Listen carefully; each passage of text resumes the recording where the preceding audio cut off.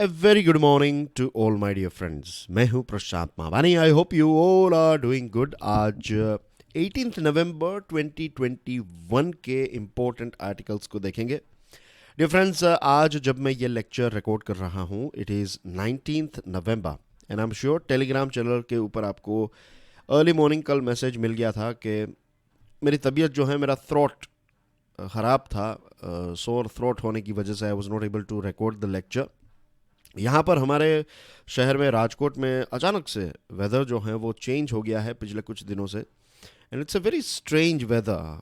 Generally Rajkot में ऐसा weather नहीं होता है कि कंटिन्यूसली फॉगी, दिन में भी आपको फॉग देखने को मिले. तो it's a very weird weather that is going on here in Rajkot. But anyway, I'm feeling fine. So 19th वाला लेक्चर जो है वो भी आपको जल्द से जल्द मिल जाएगा, तो don't worry about it at all. Please make sure कि आप इस लेक्चर को दूसरे स्टूडेंट्स के साथ तो शेयर ज़रूर करें. अगर आप यूपीएससी की प्रिपरेशन कर रहे हैं तो स्टडी आईक्यू की टीम ने मिलकर एक complete online smart course UPSC के लिए डिज़ाइन किया है. उसके बहुत सारे फीचर्स हैं, as you can see on your screen. Subjects जो कवर हुए हैं and there are some more things as well. ये सारी चीज़ें आपको जाननी है. अगर आपको डेमो वीडियोस देखने हैं, प्राइस के बारे में जानना है, सारी चीज़ें आपको हमारी वेबसाइट या फिर हमारे मोबाइल ऐप के ऊपर से मिल जाएगी. तो आज ही डाउनलोड करें स्टडी आईक्यू का मोबाइल ऐप. तो आज का पहला जो टॉपिक है, it's from Indian express newspaper. एक बहुत ही इंपॉर्टेंट विषय के बारे में हम डिस्कशन करने वाले हैं. It's about transparency in transfer of जजेस. अगर सरकार कोई काम करती है और उसमें ट्रांसपेरेंसी नहीं है तो जुडिशियरी ही सरकार को कहेगी कि इसमें ट्रांसपेरेंसी लाइए, कैसे आपने डिसीजंस लिए, क्या क्या हुआ था, ये सारी चीज़ें हमें जाननी है. Transparency is very much important in democracy, ऐसा सुप्रीम कोर्ट और हाई कोर्ट कहती है या फिर जुडिशियरी कहती है. लेकिन जब जुडिशियरी के कुछ डिसीजंस की हम बात करें तो अनफॉर्चुनेटली हमें यहाँ पर ट्रांसपेरेंसी देखने को नहीं मिलती है. कई बार कुछ डिसीजंस ऐसे लिए जाते हैं जिसकी वजह से कुछ कंट्रोवर्सीज भी क्रिएट हो जाती हैं. जैसे कि आपकी स्क्रीन के ऊपर जो तस्वीर है, इनका नाम है justice Sanjeev Banerjee. Madras high court के चीफ जस्टिस थे. Now dear friends, I am sure आपको पता ही होगा कि हमारे देश में अगर हमें ऐसा एक पिरामिड बनाया जुडिशियरी का, तो जो सुप्रीम कोर्ट है उस सुप्रीम कोर्ट के एक चीफ जस्टिस ऑफ इंडिया होते हैं. राइट, हमारे देश के चीफ जस्टिस हैं, तो he or she is the highest person as far as judiciary is concerned. फिर बहुत सारी हाई कोर्ट्स हैं हमारे देश में. तो हाई कोर्ट्स जो होती है तो उसमें हाई कोर्ट के जजेस होते हैं और उनके ऊपर भी उनके चीफ होते हैं, जिनको हम कहते हैं CJ, chief justice of Madras high court, chief justice of Allahabad high court, chief justice of Gujarat high court, etcetera etcetera. तो justice Sanjeev Banerjee Madras high court के चीफ जस्टिस थे. मद्रास हाई कोर्ट की टोटल स्ट्रेंथ है 75 जजेस हैं इसमें, और हमारे देश की फोर्थ लार्जेस्ट हाई कोर्ट है. तो 75 जजेस टोटल है, तो 74 जजेस के चीफ, क्योंकि चीफ जस्टिस जो होते हैं वो भी टोटल स्ट्रेंथ का पार्ट होते हैं. तो 74 जजेस के लीडर, ऐसे व्यक्ति को ट्रांसफ़र किया जाता है. और कहाँ पर भेजा जाता है? मेघालय हाई कोर्ट में, जहाँ की सैंक्शन स्ट्रेंथ सिर्फ 4 ही है. तो 3 जजेस के लीडर और एक तरफ आप देखें तो 74 जजेस के चीफ या फिर लीडर. तो यहाँ से आप यहाँ, अगर यहाँ से यहाँ ट्रांसफ़र होता तो हम समझते कि इनका प्रमोशन होता, लेकिन जब यहाँ से यहाँ ट्रांसफ़र हुआ है तो हम इसको डिमोशन ही कहते हैं, या फिर डिमोशन के रूप में ही लोग इसको देखेंगे. इसलिए कि क्या उनसे कोई गलती हो गई थी, क्या उनको कोई सजा दी गई है, एक्सेट्रा. अब कॉन्स्टिट्यूशन के बारे में बात करते हैं. जो जजेस की ट्रांसफर है उसको डील करने के लिए आर्टिकल 222 है, इजी टू रिमेंबर है, 222. आर्टिकल 222 जो है ये कॉन्स्टिट्यूशन का आर्टिकल है और जजेस की ट्रांसफर के साथ जुड़ा हुआ ये आर्टिकल है. आर्टिकल 222 ये कहता है, the president may after consultation with chief justice of India transfer a जज from one high court to another. कौन करता है ट्रांसफर? किसके नाम पर ट्रांसफर होती है? प्रेसिडेंट के नाम पर होती है. लेकिन कैसे?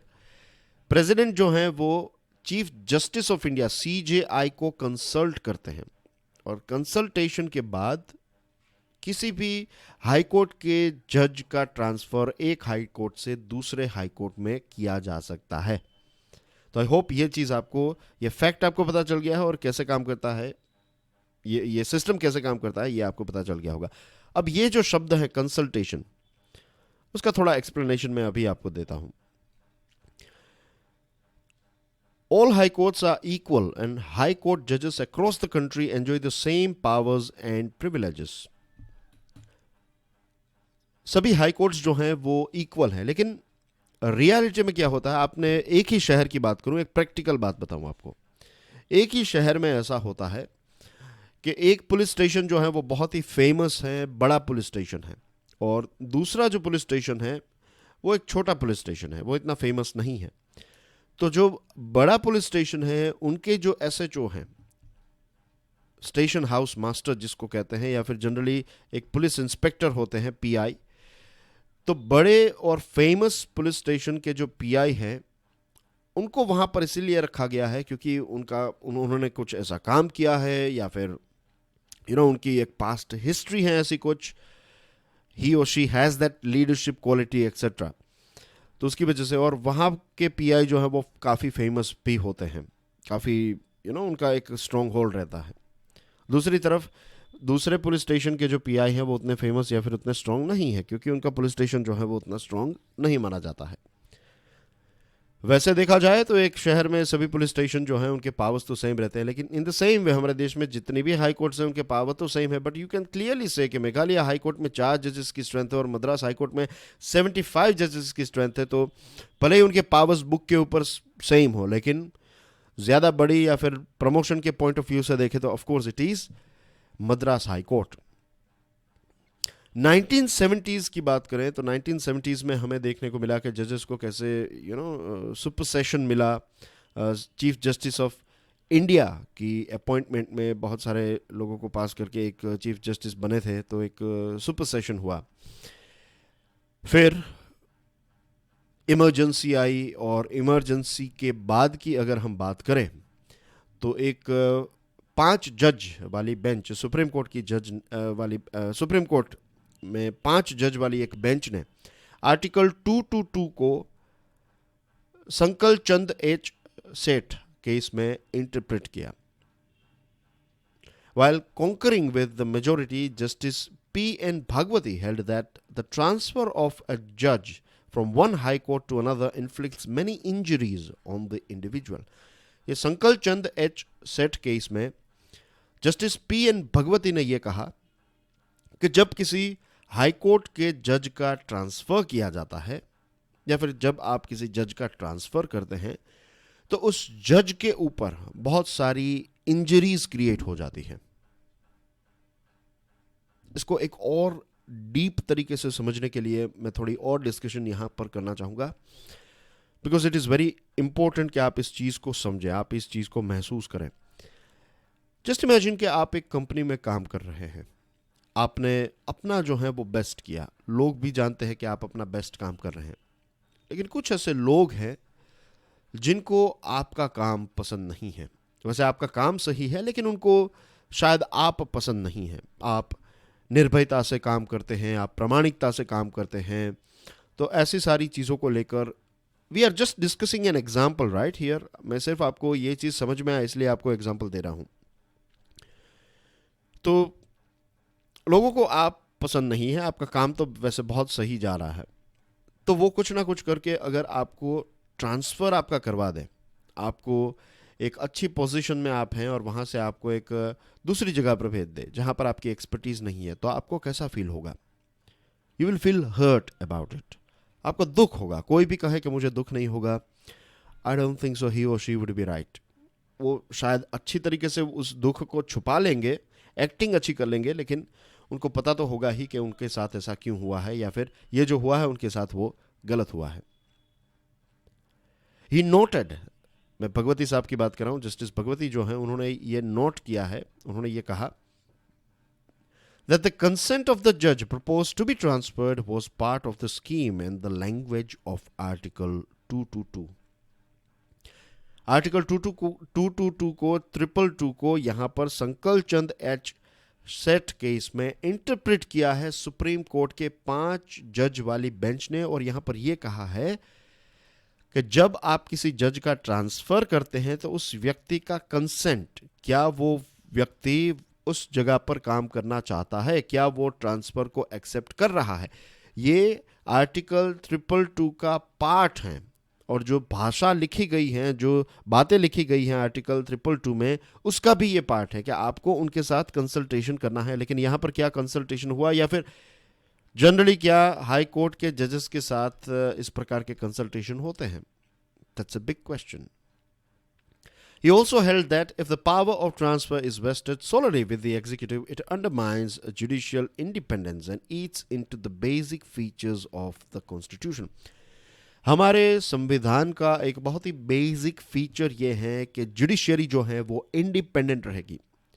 जस्ट इमेजिन कि अगर प्राइम मिनिस्टर साहब कॉल करके चीफ जस्टिस साहब को ये बता दे कि ये जो चीज़ यहाँ पर हो रही है वो पसंद नहीं आई, और इस केस में हमारे पार्टी के कुछ लोगों के खिलाफ जो डिसीजन शायद आ सकता है, तो वी आर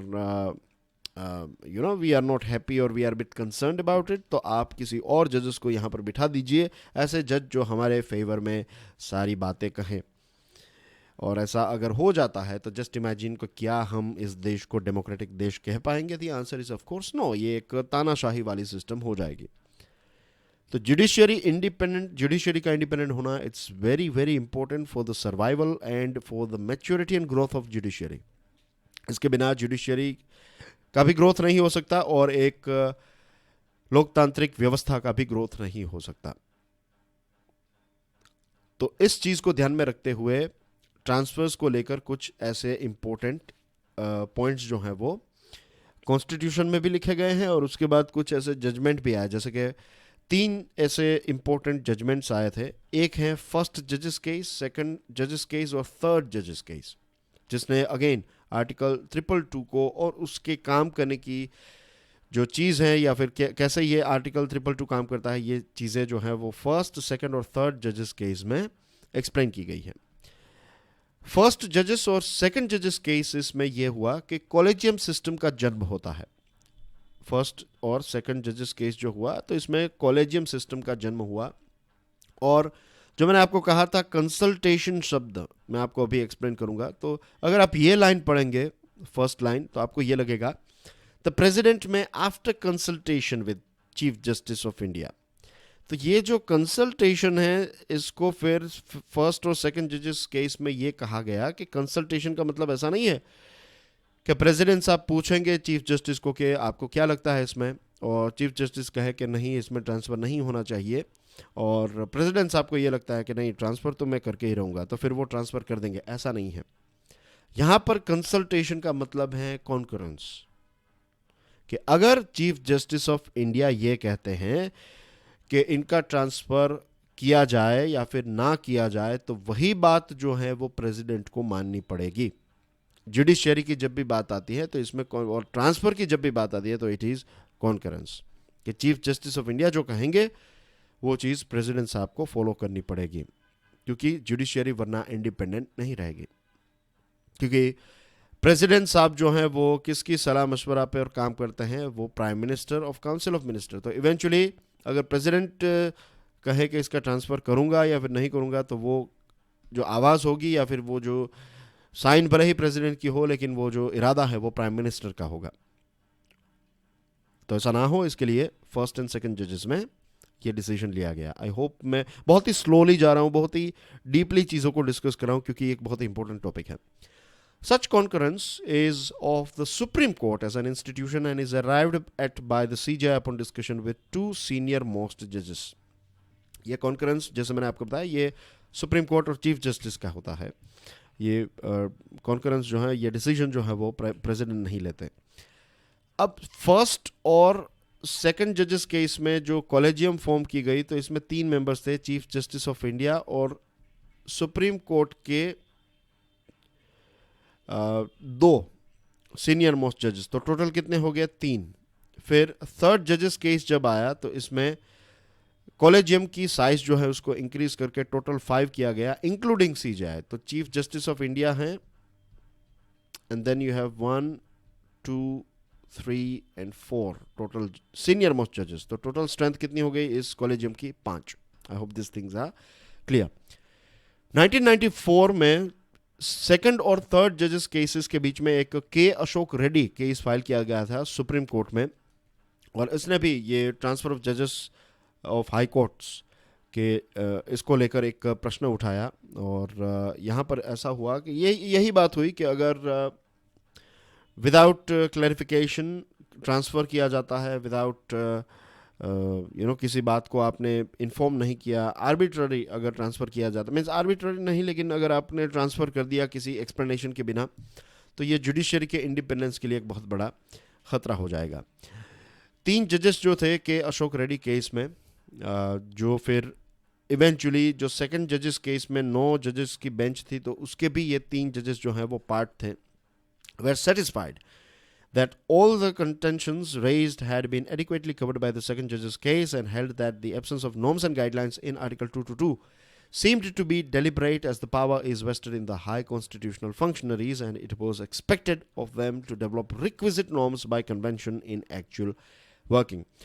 कुछ ऐसी चीज़ें आर्टिकल 222 में नहीं लिखी गई थी. उसके पीछे रीज़न ये था कि ये जो पावर है डिसीजन लेने का, वो फिर हाई कॉन्स्टिट्यूशनल फंक्शनरीज को दिया गया है, और उनसे यही एक्सपेक्ट किया जाता है कि जब वो डिसीजन लेंगे और जब भी किसी जज का ट्रांसफ़र होगा तो वो लोगों के हित के लिए होगा, कि लोगों का भला हो, इसलिए पब्लिक इंटरेस्ट के लिए लोग ऐसे जजेस का ट्रांसफ़र होगा. आप ऐसे ही किसी जज को पनिशमेंट के लिए ट्रांसफ़र करेंगे तो इसमें पब्लिक का इंटरेस्ट नहीं है, तो that is not healthy transfer at all. और ये जो कॉलेजियम है, तो कॉलेजियम ने जो डिसीजन लिया है, अब हमें नहीं पता है, we are not challenging the wisdom of collegium of course, लेकिन कॉलेजियम का जो डिसीजन लेने का तरीका है वो पर्दे के पीछे 5 जजेस जो हैं, 5 सीनियर मोस्ट जजेस जो हैं वो डिसीजन लेते हैं. तो वी डोंट नो एक्चुअली कि क्यों जस्टिस संजीव बैनर्जी को ट्रांसफ़र किया गया. जो राइट रीजंस थे वो अभी हमारे सामने नहीं आए हैं, और शायद कभी नहीं आएंगे, क्योंकि ऐसे ही अपॉइंटमेंट्स, ऐसे ही ट्रांसफ़र जो हैं वो होते हैं.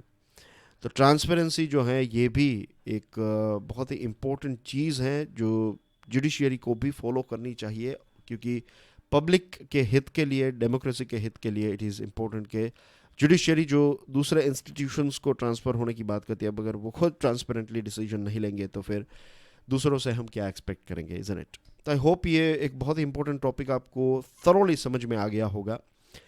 आज के लेक्चर की पीडीएफ को डाउनलोड करने के लिए check out my Telegram channel, you can follow me on Facebook as well. Dear friends, अगर कोई भी अपडेट्स चाहिए आपको, मेरे लेक्चर्स के साथ जुड़ी हुई कोई अपडेट्स, अगर मैं कोई लेक्चर डिलीवर नहीं करने वाला, ऐसा बहुत ही कम होता है, लेकिन अगर ऐसी कुछ चीज़ जैसे कि 18 नवंबर को ऐसा हो गया था, तो ये सारी अपडेट्स जो हैं वो सबसे फटाफट आपको टेलीग्राम के ऊपर मिल जाती हैं.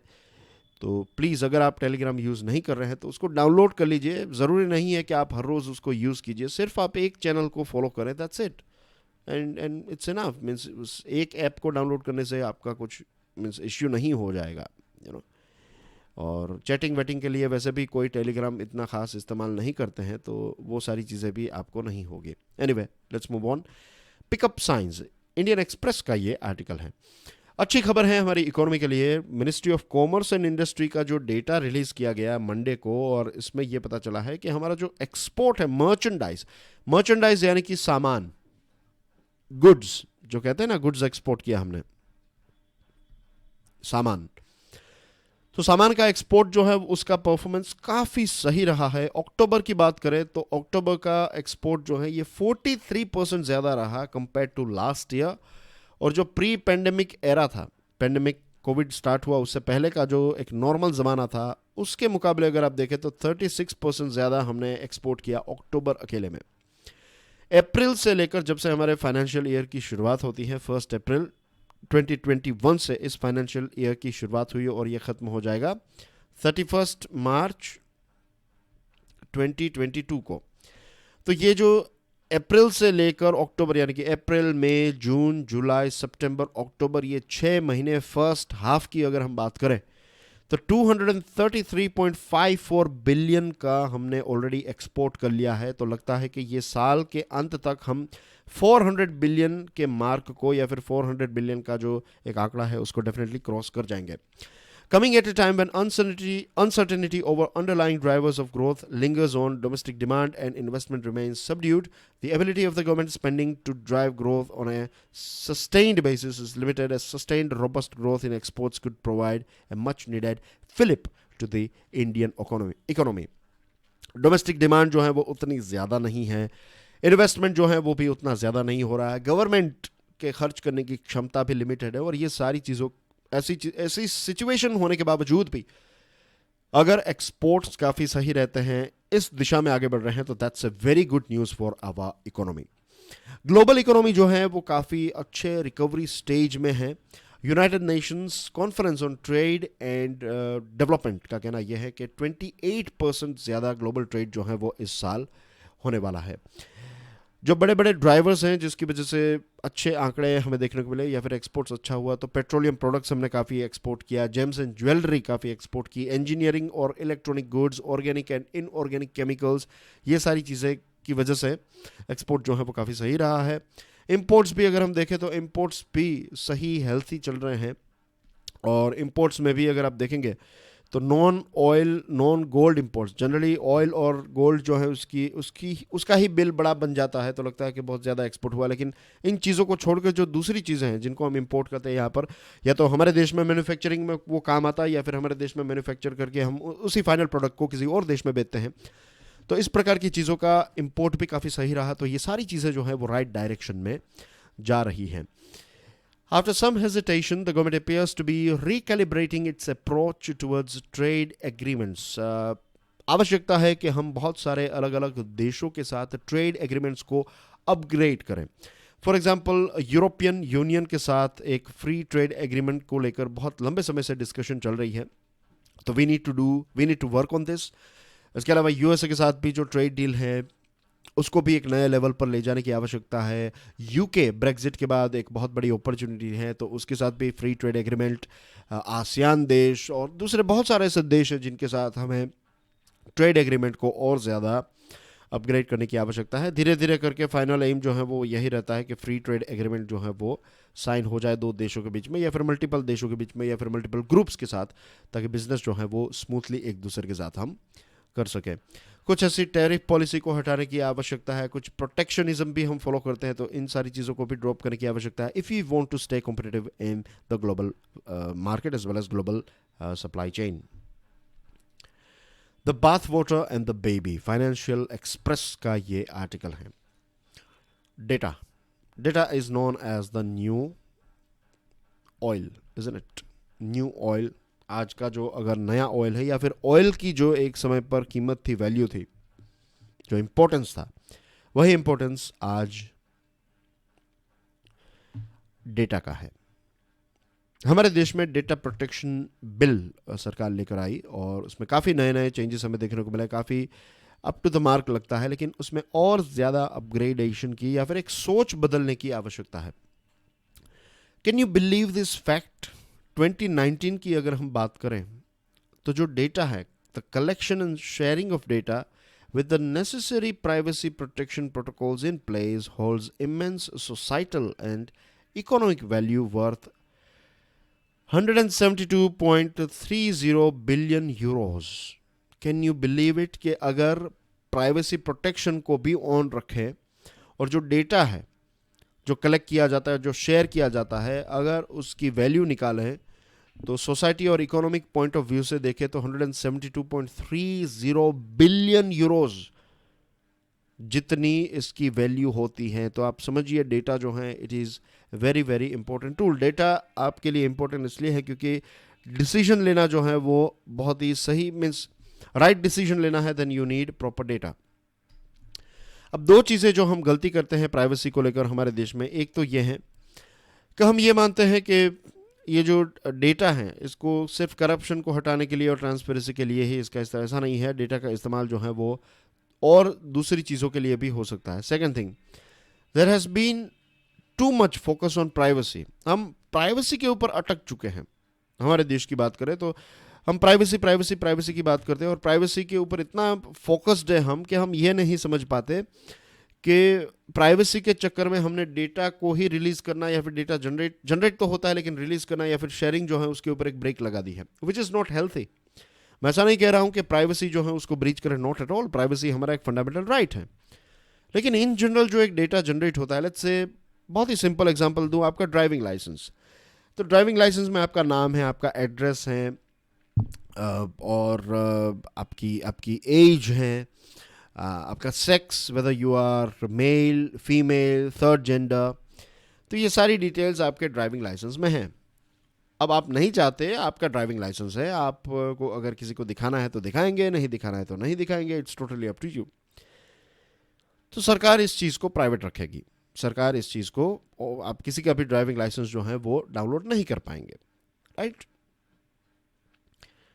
अब आपके ड्राइविंग लाइसेंस के ऊपर से सरकार ये डेटा तो रिलीज कर सकती है ना कि कितने मेल्स के पास ड्राइविंग लाइसेंस है, कितने फीमेल्स के पास ड्राइविंग लाइसेंस है, कितने थर्ड जेंडर्स के पास ड्राइविंग लाइसेंस है, राजकोट में रहने वाले कितने लोगों के पास लाइसेंस हैं, मुंबई में रहने वाले कितने लोगों के पास लाइसेंस हैं, राइट। 18 से लेकर 21 के एज ग्रुप में कितने लोगों के पास लाइसेंस है, ये सारी चीज़ें तो रिलीज हो सकती है, इसमें किसी की प्राइवेसी जो है वो वायलेट नहीं होगी। और इसके आधार पर car insurance company, car makers, advertisement बनाने वाले लोग जो है वो फिर तय कर पाएंगे कि कितने यंगस्टर्स के पास लाइसेंस हैं और कौन कौन पोटेंशियल बायर्स हैं, एक्सेट्रा एक्सेट्रा। ये एक रफ एग्जांपल था आपके लिए। तो प्राइवेसी के ऊपर जो हम अटक गए हैं, इसको भी एक प्राइवेसी को मेंटेन करते हुए हम डेटा को रिलीज कर सकते हैं, डेटा को शेयर कर सकते हैं, और डेटा को मशीन फ्रेंडली रूप में अगर शेयर किया जाए तो फिर रिसर्चर्स, मार्केटर्स, सिविल सोसाइटीज़ का इस्तेमाल कर सकती हैं। और जितना हमारे पास अच्छा डेटा होगा, जितना यूज़र फ्रेंडली डेटा होगा, और उस यूज़र फ्रेंडली डेटा का एनालिसिस करके जो हमें नॉलेज मिलेगी, उतनी ही अच्छी सर्विस डिलीवरी जो है वो हम कर पाएंगे। ये हमारे स्टार्टअप्स के लिए भी काम आ सकता है, दूसरी कंपनीज़ के लिए भी काम आ सकता है, और हमारी कंपनीज़ जो है वो भी दुनिया में अपना नाम कर पाएगी अगर हम उनको राइट अमाउंट और राइट क्वांटिटी का डेटा प्रोवाइड करें तो। ऑफ कोर्स जैसे मैंने आपको बार बार बताया कि प्राइवेसी जो है हमारे सिटीजन्स की वो नंबर 1 प्रायोरिटी है, तो इसमें कोई भी कॉम्प्रोमाइज़ नहीं होना चाहिए। और प्राइवेसी को मेंटेन करते हुए अगर हम जनरल डेटा को रिलीज़ करें, तो सूरत जैसे शहर की बात करें तो कोविड-19 को लेकर जो डेटा रिलीज़ किया, तो इसके ऊपर से फिर काफ़ी अच्छे डिसीजंस जो हैं वो सूरत सिटी ले पाया और कोविड को कंट्रोल करने में कामयाब भी रहा। The civil society must engage constructively with the role data can play in improving outcomes for society and have pragmatic conversations about the balance between this and privacy। कि सिविल सोसाइटी को भी सरकार के साथ एंगेज होकर सरकार को एक कॉन्फिडेंस देना चाहिए कि आप डेटा रिलीज़ कीजिए, प्राइवेसी जो है उसको मेंटेन कीजिए, और ये डेटा जो है वो हम हमारे समाज और देश के लिए इस्तेमाल करेंगे, उसके भलाई के लिए इस्तेमाल करेंगे। Moving on to financial news, one time spectrum charge देने की जो बात है, अब इसको चैलेंज किया गया था बाय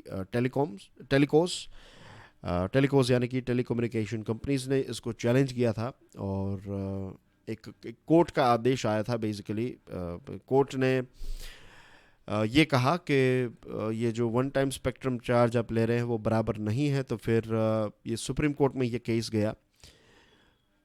तो अब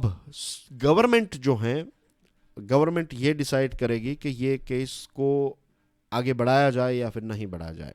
एक टेलीकॉम ट्रिब्यूनल का ऑर्डर था, तो टेलीकॉम ट्रिब्यूनल का ऑर्डर ये था कि ये जो वन टाइम स्पेक्ट्रम चार्ज हैं ये कंपनीज के ऊपर नहीं लगाने चाहिए। तो ये चैलेंज किया गया है अब सुप्रीम कोर्ट में, तो सरकार को 2 हफ्तों का वक्त दिया गया है। मुझे लगता है कि सरकार जो है इस केस को विड्रॉ कर लेगी। सरकार अब टेलीकोस के पास से ये वन टाइम स्पेक्ट्रम चार्ज जो है वो कलेक्ट नहीं करे, ऐसा मुझे लगता है। अब देखते हैं आगे क्या होता है।